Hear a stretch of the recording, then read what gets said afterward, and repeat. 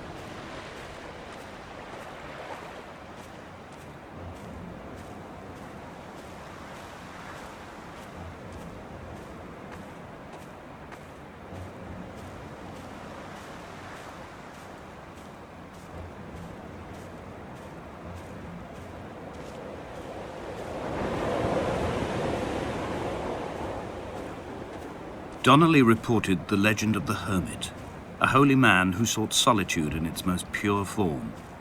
Allegedly, he rode here from the mainland in a boat without a bottom, so all the creatures of the sea could rise at night to converse with him. How disappointed he must have been with their chatter. Perhaps now, when all that haunts the ocean is the rubbish dumped from the tankers, he'd find more peace. They say he threw his arms wide in a valley on the south side, and the cliff opened up to provide him shelter. They say he died of fever 116 years later. The shepherds left gifts for him at the mouth of the cave, but Donnelly records they never claimed to have seen him. I have visited the cave and I have left my gifts, but like them, I appear to be an unworthy subject of his solitude.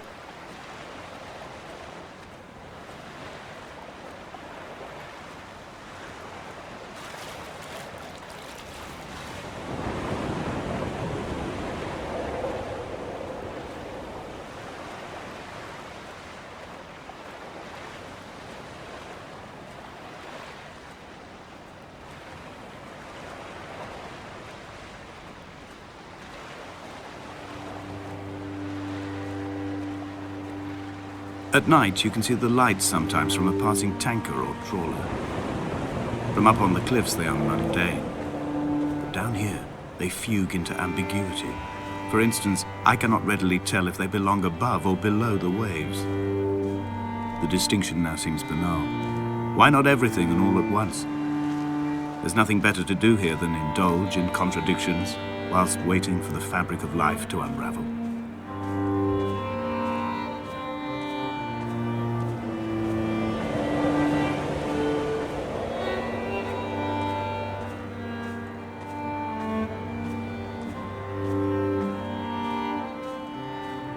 The mount is clearly the focal point of this landscape. It almost appears so well placed as to be artificial. I find myself easily slipping into the delusional state of ascribing purpose, deliberate motive to everything here. Was this island formed during the moment of impact? When we were torn loose from our moorings and the seatbelts cut motorway lanes into our chests and shoulders, did it first break surface then?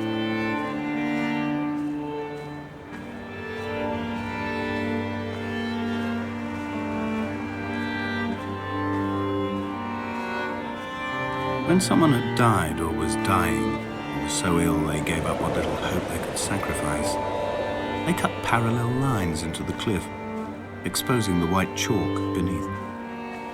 You could see them from the mainland or the fishing boat, and know to send aid or impose a cordon of protection, and wait a generation until Whatever pestilence stalked the cliff paths died along with its hosts.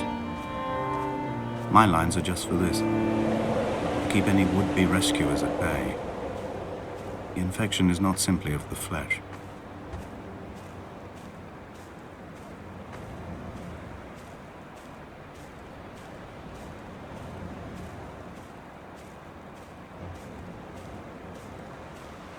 We are not like Lot's wife, you and I. We feel no particular need to turn back. There's nothing to be seen if we did. No tired old man parting the cliffs with his arms. No gifts or Bibles laid out on the sand for the taking. No tides turning or the shrieking gulls overhead. The bones of the hermit are no longer laid out for the taking. I have stolen them away to the guts of this island, where the passages all run to black, and where we can light each other's faces by their strange luminescence.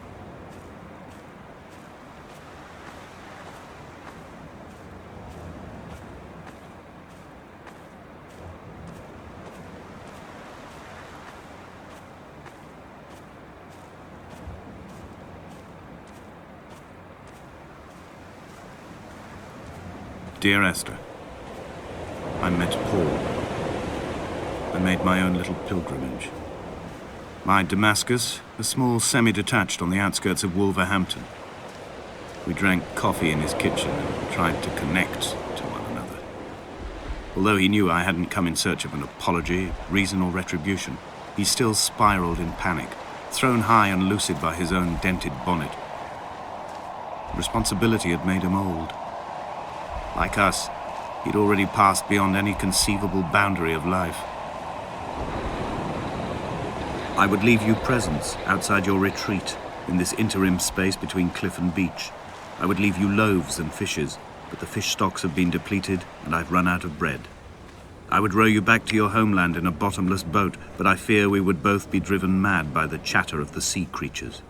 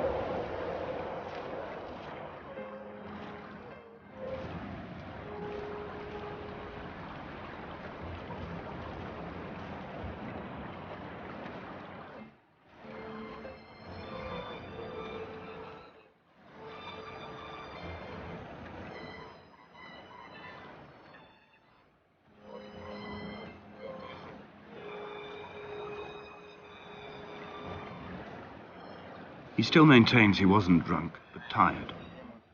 I can't make the judgment or the distinction anymore. I was drunk when I landed here, and tired too. I walked up the cliff path in near darkness and camped in the bay where the trawler lies beached. It was only at dawn that I saw the bothy and decided to make my temporary lodgings there. I was expecting just the aerial and a transmitter stashed in a weatherproof box somewhere on the mount. It had an air of uneasy permanence to it. Like all the other buildings here, erosion seems to have evaded it completely.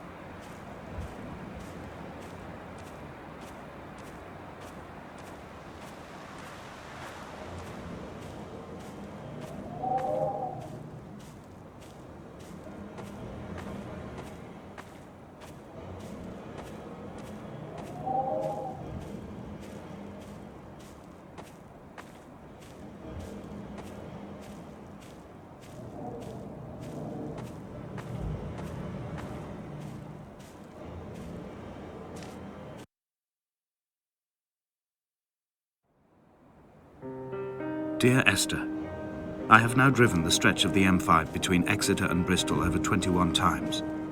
But although I have all the reports and all the witnesses, and have cross-referenced them within a millimetre using my Ordnance Survey maps, I simply cannot find the location.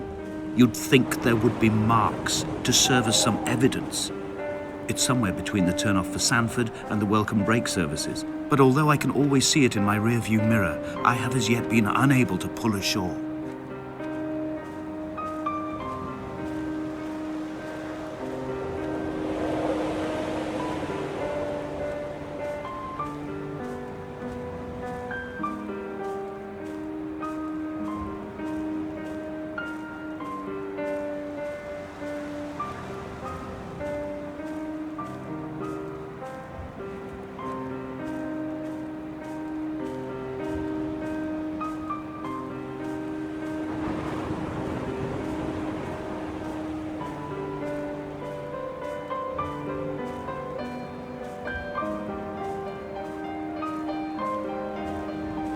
I had kidney stones and you visited me in the hospital. After the operation, when I was still half submerged in anesthetic, your outline and your speech both blurred. Now my stones have grown into an island and made their escape, and you have been rendered opaque by the car of a drunk.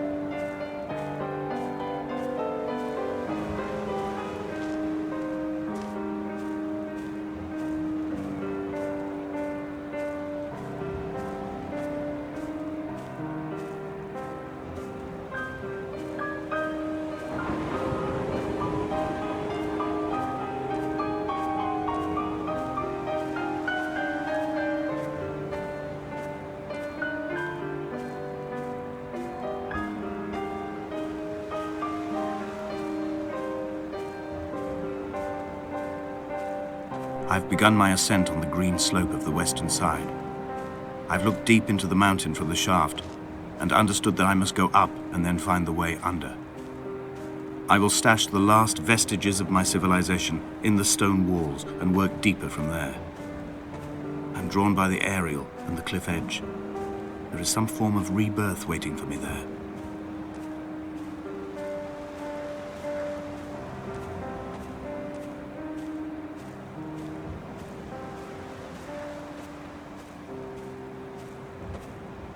The bothy was constructed originally in the early 1700s. By then, shepherding had formalized into a career. The first habitual shepherd was a man called Jacobsen, from a lineage of migratory Scandinavians. He was not considered a man of breeding by the mainlanders. He came here every summer whilst building the bothy, hoping eventually that becoming a man of property would secure him a wife and a lineage. Donnelly records that it did not work. He caught some disease from his malcontented goats and died 2 years after completing it. There was no one to carve white lines into the cliff for him either.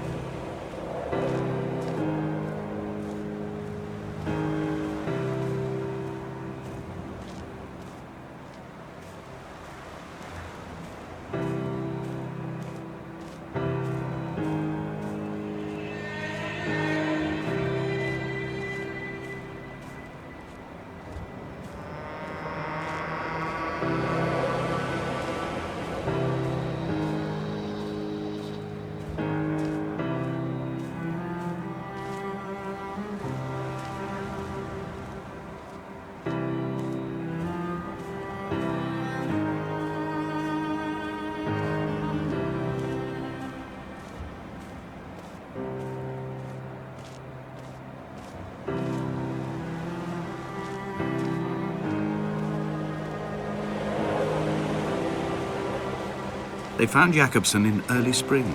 The thaw had only just come. Even though he'd been dead nearly 7 months, his body had been frozen right down to the nerves and had not even begun to decompose. All around him small flowers were reaching for the weak sun.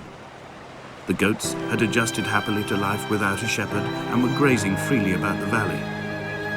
Donnelly reports they hurled the body in fear and disgust down the shaft, but I cannot corroborate this story.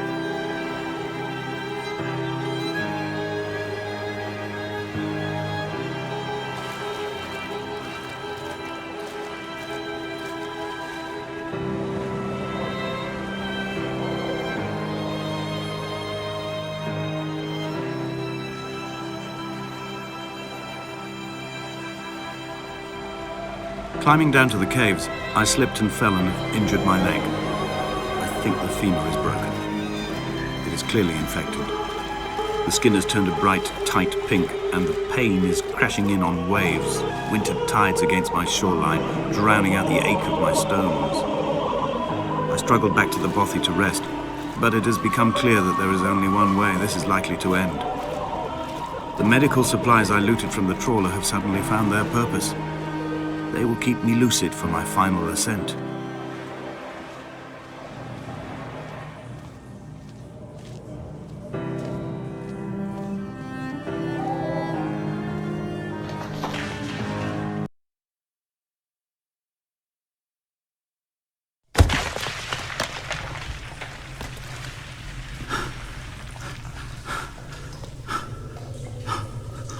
Did Jakobsen crawl this far?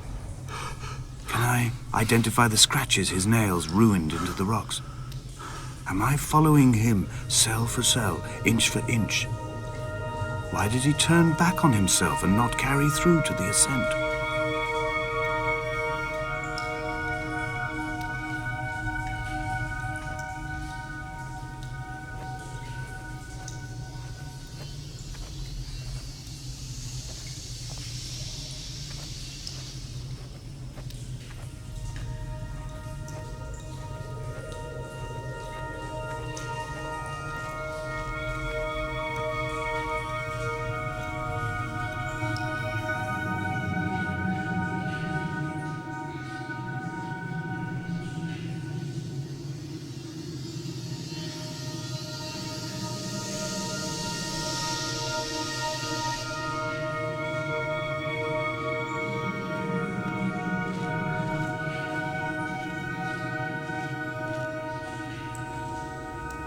It was as if someone had taken the car and shaken it like a cocktail. The glove compartment had been opened and emptied with the ashtrays and the boot. It made for a crumpled museum, a shattered exhibition.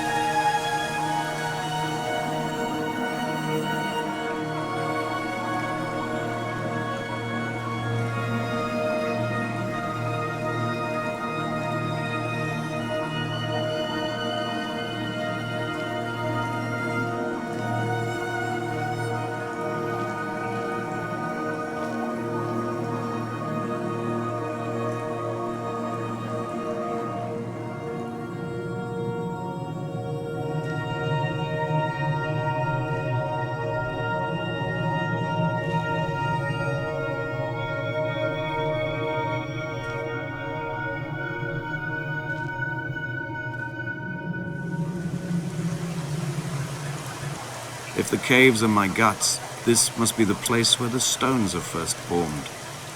The bacteria phosphoresce and rise, singing through the tunnels. Everything here is bound by the rise and fall, like a tide. Perhaps the whole island is actually underwater.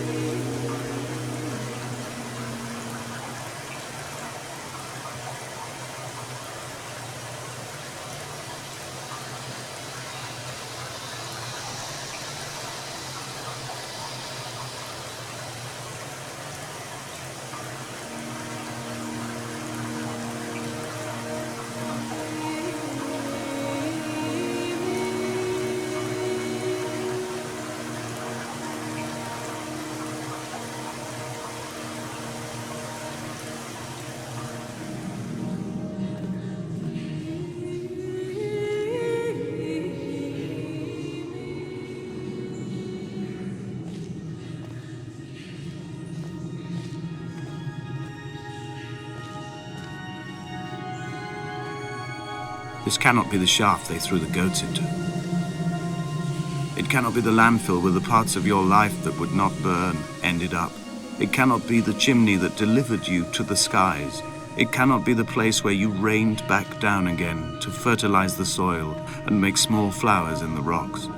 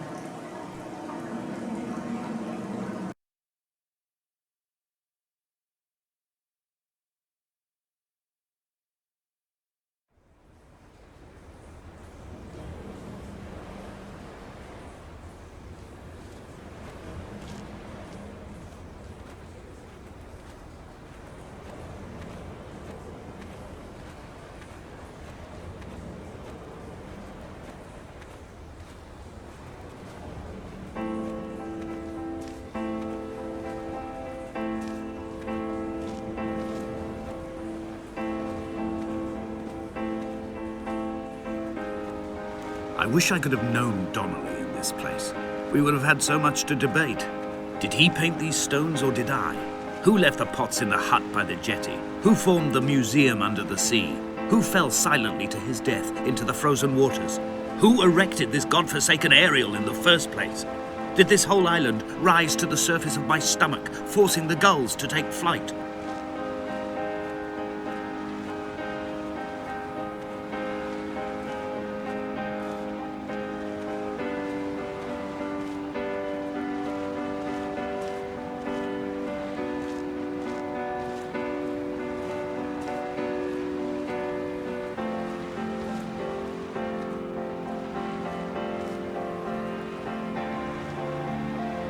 We shall begin to assemble our own version of the North Shore. We will scrawl in dead languages and electrical diagrams and hide them away for future theologians to muse and mumble over. We will send a letter to Esther Donnelly and demand her answer. We will mix the paint with ashes and tarmac and the glow from our infections. We will paint a moon over the Sanford Junction and blue lights falling like stars along the hard shoulder.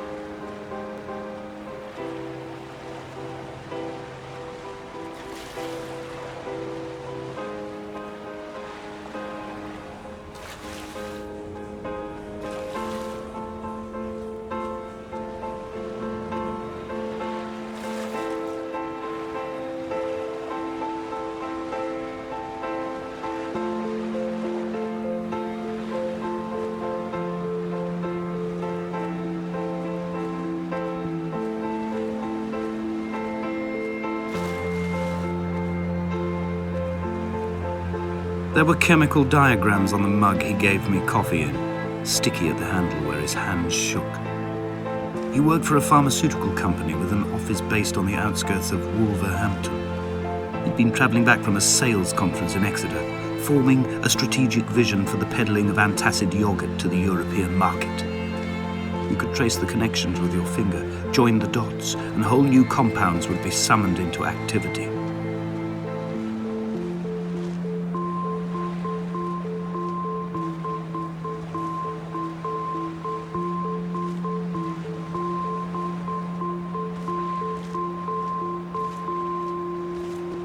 From here, I can see my armada. I collected all the letters I'd ever meant to send to you, if I'd have ever made it to the mainland, but had instead collected at the bottom of my rucksack, and I spread them out along the lost beach.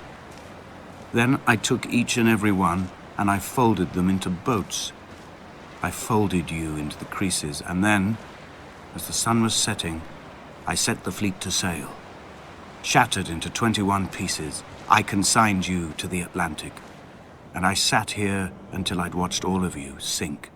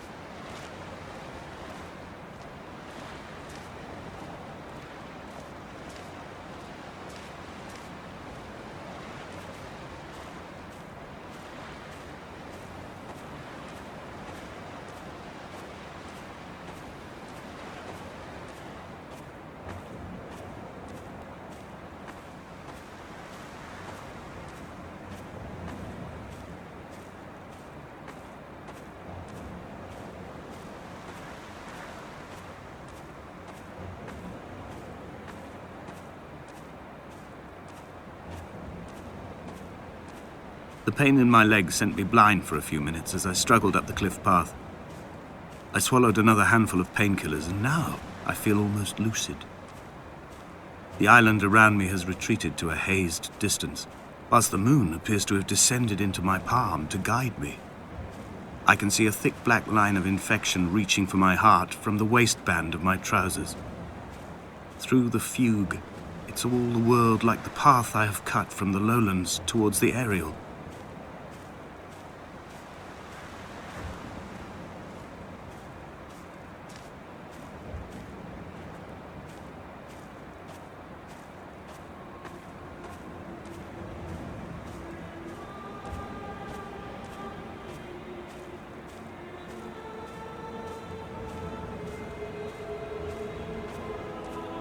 I've begun my voyage in a paper boat without a bottom. I will fly to the moon in it.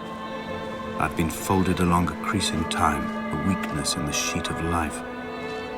Now you've settled on the opposite side of the paper to me. I can see your traces in the ink that soaks through the fiber, the pulped vegetation. When we become waterlogged and the cage disintegrates, we will intermingle.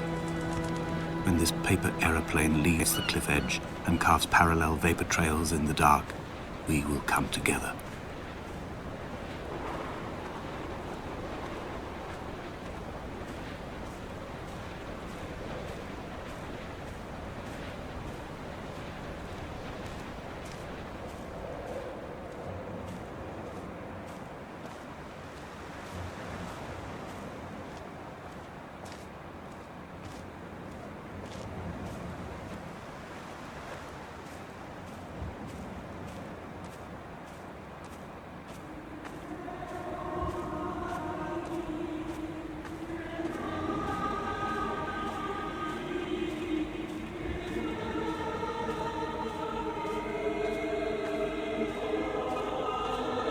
Only Donnelly had experienced this, he would have realized he was his own shoreline, as am I. Just as I am becoming this island, so he became his syphilis, retreating into the burst of synapses, the stones, the infection.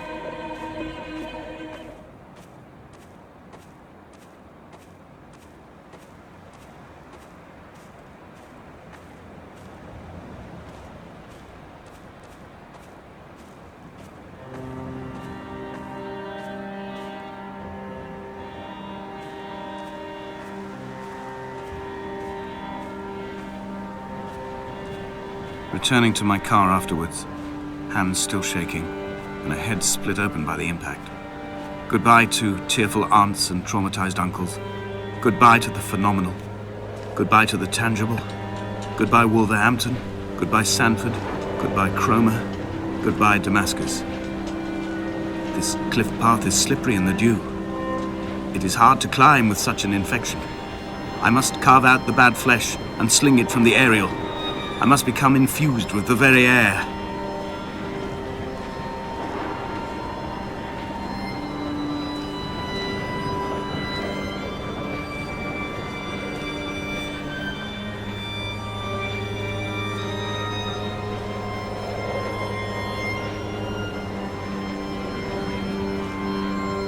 I have dredged these waters for the bones of the hermit, for the traces of Donnelly, for any sign of Jakobsen's flock, for the empty bottle that would incriminate him. I have scoured this stretch of motorway 21 times, attempting to recreate his trajectory, the point when his heart stopped dead and all he saw was the moon over the Sanford Junction. He was not drunk, Esther. He was not drunk at all, and it was not his fault. It was the converging lines that doomed him. This is not a recorded natural condition. The gulls do not fly so low over the motorway and cause him to swerve. The paint scored away from his car in lines like an infection, making directly for the heart.